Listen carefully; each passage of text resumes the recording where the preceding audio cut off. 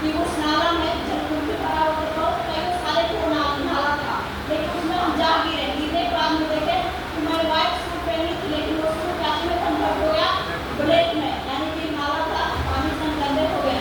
लेकिन लोग बैठा के रखे हुए थे, लेकिन हमने सोचे कि अगर हम नहीं जाएंगे, जब गिरे तो इतना सर दिख रहा था और हम पूरा हम कीचड़ में पूरा हमारे ये करने के बाद में जब देखे कि मेरे को कीड़ा भी टूटने लगा। टूटने के बाद में हमको लगा सब किसी का भी मन ये हो जाता है, लेकिन हमें बोले नहीं, अगर आज हम नहीं वहाँ तक जा पाएंगे तो लोग गलत सोचेगा। लेकिन हमने बोले आप बैठा के रखे हो, हम डेमो करने के लिए आ रहे हैं।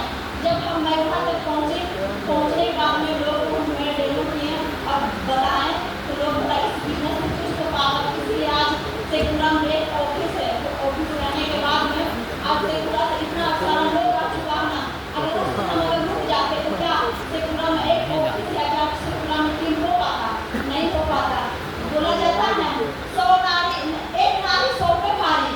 हम चाहते नारी के जोड़ा नहीं होना चाहिए, और जितना भी एक्टर ग्रुप है उनके लिए जोड़ा होना चाहिए।